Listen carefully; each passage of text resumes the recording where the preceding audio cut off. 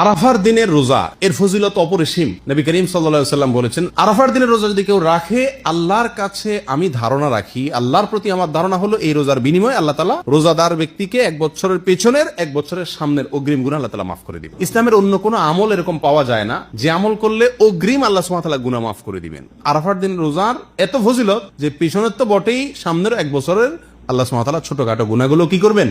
মাফ করে দিবেন। অতএব আরাফার দিনের রোজা আমাদের সকলের রাখা উচিত। কিন্তু এই রোজা রাখতে গিয়ে একটা বিভ্রান্তির মুখোমুখি আমরা হই, একটা প্রশ্নের মুখোমুখি আমরা হই। সেটা হলো যে আমরা আরাফাতের দিনের রোজাটা বাংলাদেশে মানুষেরা কোন দিনে রাখবো? আমরা কি 9 তারিখে রাখবো নাকি 8 তারিখে রাখবো? কারণ হাজী সাহেবরা আরাফাতে যেদিন অবস্থান করেন সেদিন আমাদের দেশে 8 তারিখ হয়। চাঁদের কি থাকে? 8 তারিখ থাকে। তো আমরা কি হাজী সাহেবরা আরাফাতের মধ্যে অবস্থান করছেন সেদিকে তাকায় 8 তারিখেই রাখবো, নাকি হাজী সাহেবরা সৌদি আরবে যেহেতু 9 তারিখে আরাফাতের ময়দানে অবস্থান করছেন, অতএব ওই 9 দিকে তাকে আমরা 9 তারিখে রাখবো? এটা নিয়ে একটা ধোঁয়াশা, একটা প্রশ্ন আমাদের ভেতরে কমবেশ আছে। এই প্রশ্নের উত্তরে আমরা কি করব সে কারণে এক্ষেত্রে আমি সংক্ষেপে বলতে চাই, এক্ষেত্রে ওলামায়ে কেরামের 2টি মত আছে এবং 2টা মতই গবেষণামূলক।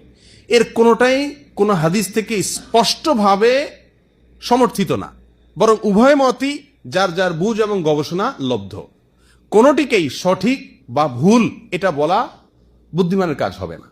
অনেক ওলামায়ে কেরাম বলেন, আমরা হাজী সাহেবরা আরাফাতের ময়দানে যেদিন অবস্থান করবেন, পৃথিবীর সকল প্রান্ত থেকেই আমরা হাজী সাহেবদের ওই অবস্থানের, আরাফাতের অবস্থানের দিনেই কি রাখবো? রোজা রাখবো। এটাই হলো আরাফাত দিনের রোজা। যদি সেদিন কোনো দেশে ঈদ না হয় তাহলে আমরা রাখবো। সেটা আমার দেশে 8 তারিখ হোক 7 তারিখ হোক, দেখার দরকার নেই। এটা হলো অনেক ওলামায়ে কেরামের মত। অনেক ওলামায়ে কেরাম বলেন না, আমরা 9 তারিখে রোজা রাখবো আমাদের দেশে। সেটা হাজী সাহেবদের আরাফাতে অবস্থানের পরের দিন হয়, অর্থাৎ এদেশে সৌদি আরবে ঈদের দিন হয়, ওই দিন আমাদের দেশে 9 তারিখ, আমরা 9 তারিখে রাখবো। কেন? কারণ নবী করিম সাল্লাল্লাহু আলাইহি ওয়াসাল্লাম যে আরাফাতের দিনে রোজা রাখতে বলেছেন, আসলে 9 তারিখকে, জিলহজের 9 তারিখকে আরাফাতের দিন বলা হয়। এখানে তারিখটা হলো উদ্দেশ্য, আরাফাতের দিন এটা হলো শুধুমাত্র নাম। জিলহজের 10 তারিখে ইয়মুন নাহর বলা হয়, জিলহজের 9 তারিখে ইয়মে আরাফা বলা হয়, জিলহজের 8 তারিখে ইয়মুত তারবিয়া বলে। এগুলো হলো এই দিনগুলোর এক একটা নাম। যেহেতু নবী সাল্লাল্লাহু আলাইহি ওয়াসাল্লাম আরাফার দিন রোজা রাখতে বলছেন, অতএব 9 তারিখে রাখবেন, এরকম একটা মত ওলামায়ে কেরাম বলেন। এখন আমরা কোন দিকে যাব? 8 তারিখে রাখবো নাকি 9 তারিখে রাখবো?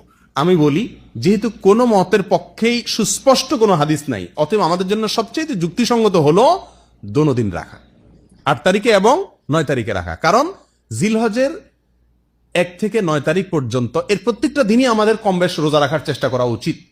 নবী সাল্লাল্লাহু আলাইহি ওয়াসাল্লাম বলেছেন, মা মিন আইয়ামিন আল্লাহ আমালুস সালিহু ফীহিন্না আহাব ইলাল্লাহ মিন হাযিহিল আইয়াম। জিলহজের 10 দিনের চাইতে অন্য কোন দিনে আমল আল্লাহ তাআলার কাছে বেশি প্রিয় না।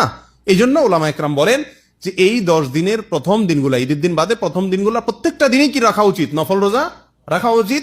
তবে বিশেষভাবে হাদিসে নির্দেশ হলো কিসে? আরাফাতের দিন রাখার জন্য। অতএব আমরা যদি 8-9, আমাদের দেশের লোকেরা 8-9 উভয় দিন আমরা রোজা রাখি জিলহজের, তাহলে সেক্ষেত্রে সন্দেহাতীতভাবে আরাফাতের দিনের রোজা রাখা আমার হয়ে যাবে। অতএব এই 8-9 উভয় দিন রাখাই আমাদের জন্য সবচেয়ে উত্তম এবং বেস্ট। আল্লাহ তাআলা আমাদেরকে আমলের তৌফিক দান করুন।